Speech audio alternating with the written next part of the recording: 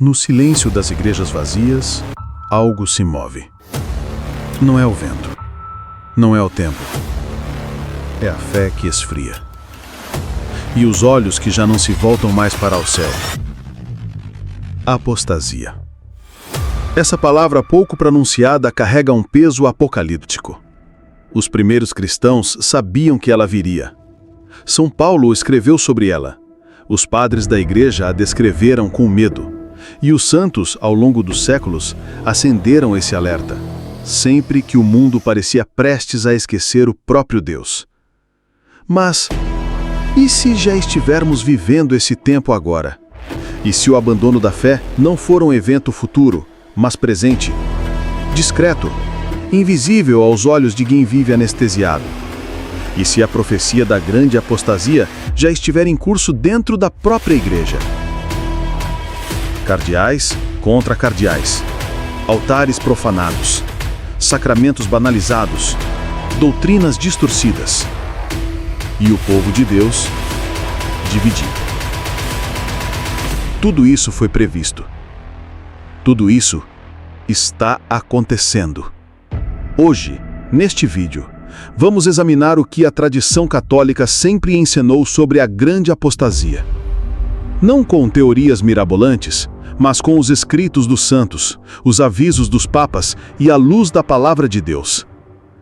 O que está em jogo não é apenas o futuro da igreja, mas a alma do mundo. E talvez a sua. Se este vídeo chegou até você, talvez não seja por acaso.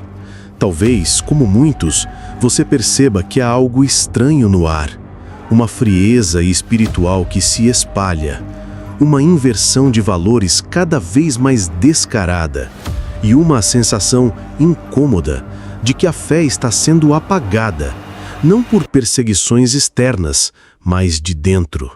Você sente isso? Você também se pergunta, por que tantos padres evitam falar da verdade?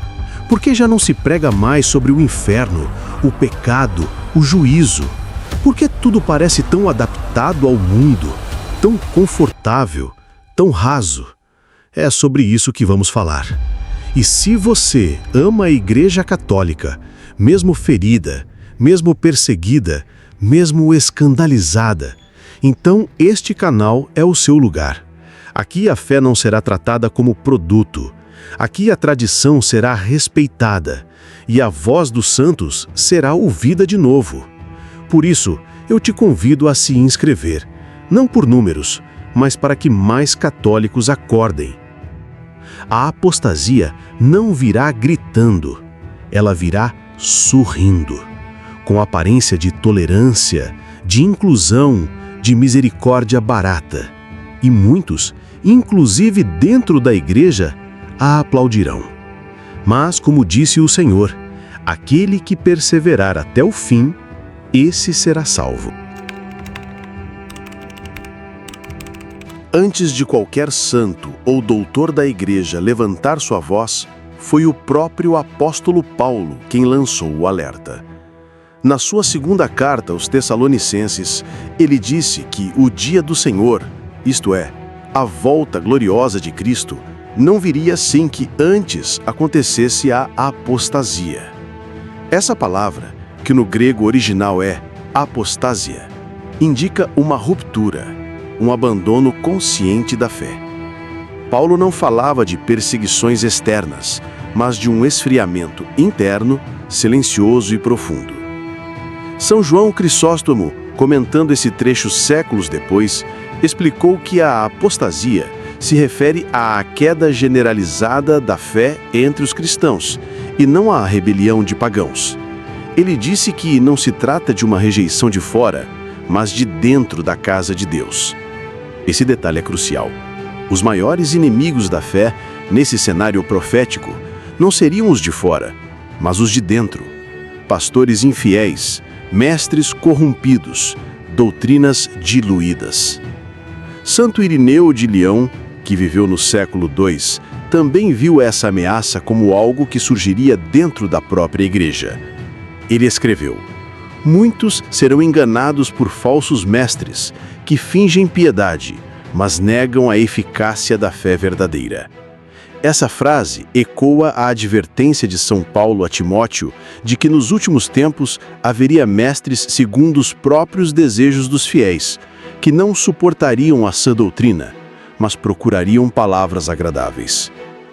Eusébio de Cesareia, primeiro historiador da Igreja, relatou como, já nos primeiros séculos, heresias internas causavam mais estragos do que as perseguições dos imperadores. Ele comparou os falsos mestres a lobos que vestem a pele de cordeiro, mas dilaceram o rebanho por dentro. A apostasia para Eusébio não era um evento futuro e isolado, mas uma dinâmica cíclica que voltaria com força perto do fim. Os monges do deserto, como São Pacômio e Santo Antão, também previram tempos sombrios. Disseram que chegaria o dia em que os monges verdadeiros seriam vistos como loucos, e os monges mundanos seriam aplaudidos. Eles viam esse tempo como o sinal de uma igreja contaminada de mundanismo, onde o zelo pela verdade seria motivo de zombaria. A apostasia seria sutil, uma falsificação da fé, revestida de uma aparência de piedade. Santo Hipólito, mártir e escritor dos primeiros séculos, foi ainda mais específico. Ele escreveu que o anticristo surgiria num tempo em que a maioria dos cristãos já tivesse abandonado a fé verdadeira, vivendo apenas de aparências. Ele dizia que a apostasia prepararia o trono do iníquo.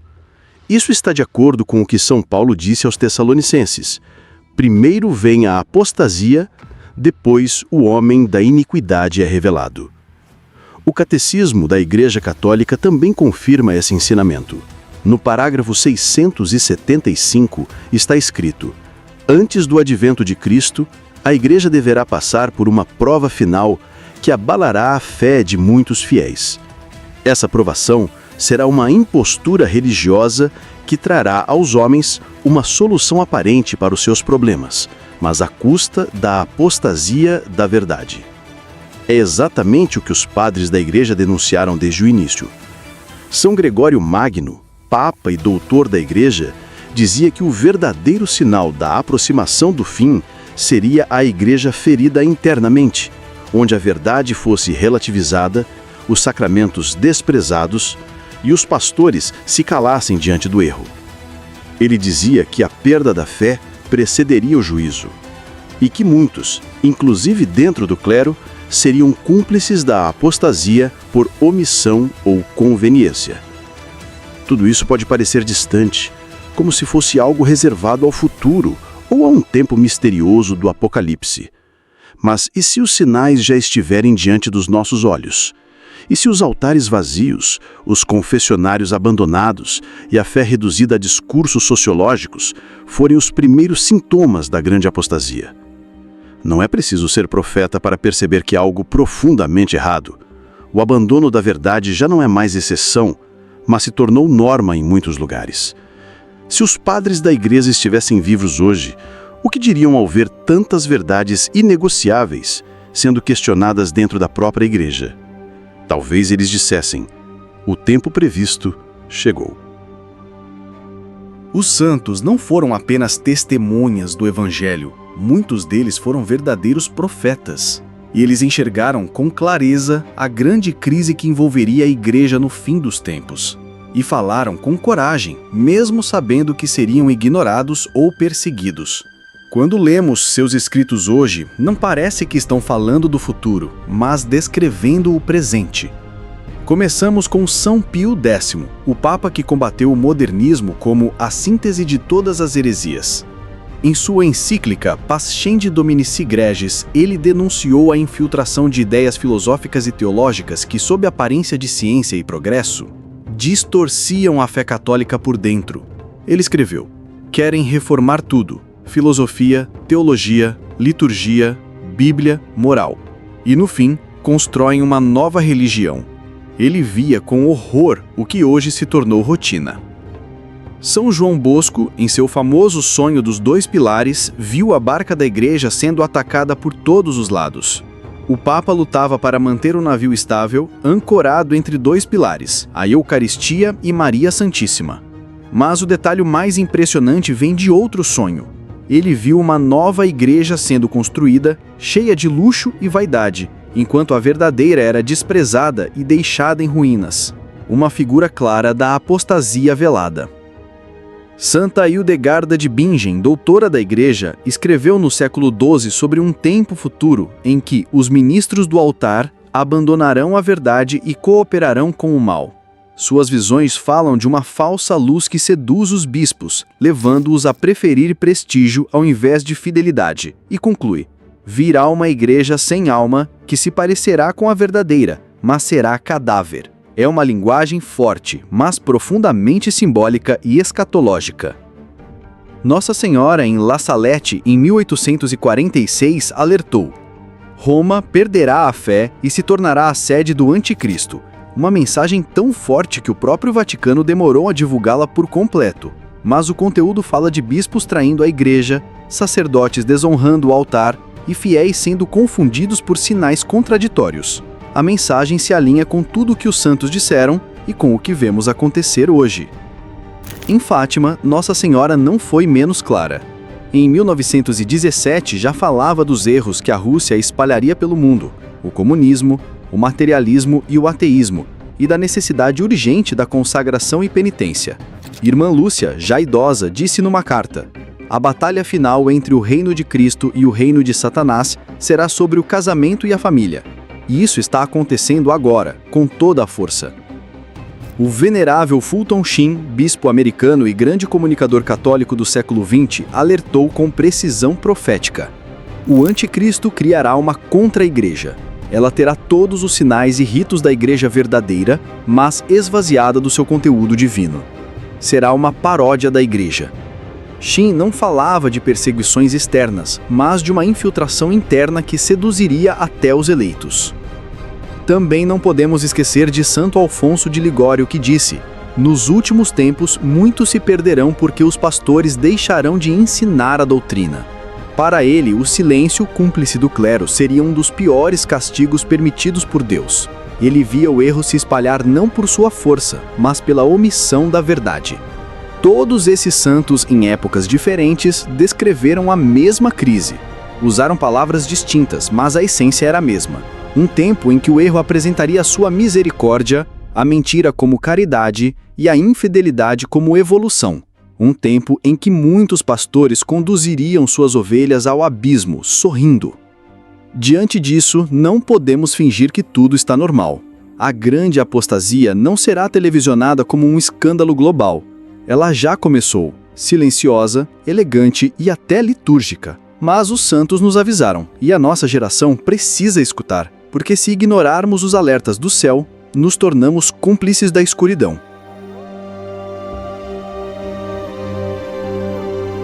Diante de tudo isso, talvez a pergunta que mais ecoe no coração do fiel católico seja: o que eu posso fazer?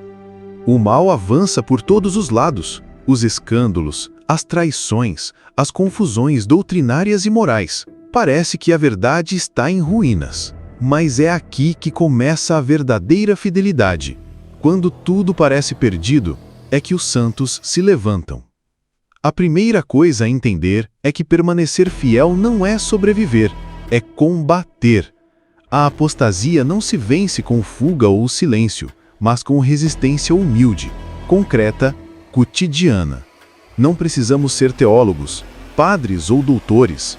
Precisamos ser como os santos que, mesmo cercados por heresias e confusão, guardaram a fé intacta no coração e nas obras. Rezar o terço todos os dias, confessar-se com frequência, participar da Santa Missa com devoção, mesmo quando tudo parecer seco. Esses não são conselhos genéricos, são armas invisíveis que sustentam a alma em tempos de guerra. O rosário já salvou batalhas, a Eucaristia já sustentou mártires, a confissão já restaurou cidades inteiras. São gestos simples, mas são fortaleza. Além disso, é preciso conhecer a fé. O católico que não estuda a doutrina, que não lê os santos, que não consulta o catecismo, é facilmente enganado por modismos e falsos pastores. Em tempos de apostasia, a ignorância espiritual é um convite ao erro. Como dizia Santo Atanásio, eles têm as igrejas, mas nós temos a fé. E a fé não se perde por acidente, se perde por descuido. Outro ponto fundamental: não se deixe levar pela raiva ou pelo escândalo. Muitos, ao verem as injustiças dentro da igreja, acabam indo para extremos: sedevacantismo, cismas e ódio ao clero. Isso é uma armadilha do diabo, usar o erro visível para provocar a desobediência interior. Os santos choravam pelos maus pastores, mas nunca romperam com a igreja. Resistência, sim. Rebelião, não. E aqui entra um segredo pouco falado: viva no escondimento da fidelidade. A apostasia se espalha com barulho, escândalo e manchetes, mas a santidade cresce em silêncio. Em famílias que rezam à noite, em jovens que resistem à impureza, em padres que, mesmo pressionados, celebram com reverência, em mães que ensinam o sinal da cruz aos filhos. É no escondido que Deus prepara os remanescentes. A fidelidade também exige discernimento com a mídia e redes sociais. A alma não aguenta viver mergulhada em denúncias, heresias e escândalos. É preciso se proteger, limitar o tempo de exposição, buscar canais confiáveis, ler mais os santos do que os influencers, escutar mais o evangelho do que os debates. A batalha é espiritual, e o inimigo vence pela distração. Outro ponto essencial: estar em comunhão com outros fiéis que também amam a verdade. Não podemos resistir sozinhos. Grupos de oração, paróquias fiéis, movimentos litúrgicos, amigos católicos que rezam e estudam juntos. Isso tudo sustenta a fé. Como diz a Escritura, o cordão de 3 dobras não se quebra com facilidade. A apostasia divide, mas o Espírito une. E acima de tudo, nunca esqueça: Deus já sabia de tudo isso. A crise não é sinal de derrota, é sinal de purificação. A igreja já enfrentou arianos, iconoclastas, cismas e escândalos piores. Mas sempre, a verdade prevaleceu. E não será diferente agora. Nossa parte é permanecer fiéis até o fim, como os santos, mesmo que sejamos os últimos. Pode parecer que estamos sozinhos, mas não estamos. O céu inteiro está conosco. Os anjos, os mártires, os santos da igreja militante e triunfante. E acima de tudo, Maria Santíssima, a mulher vestida de sol, que pisa a cabeça da serpente. Quem permanece com ela nunca será enganado. E se tivermos que ser os católicos da última hora, que sejamos, mas que sejamos fiéis.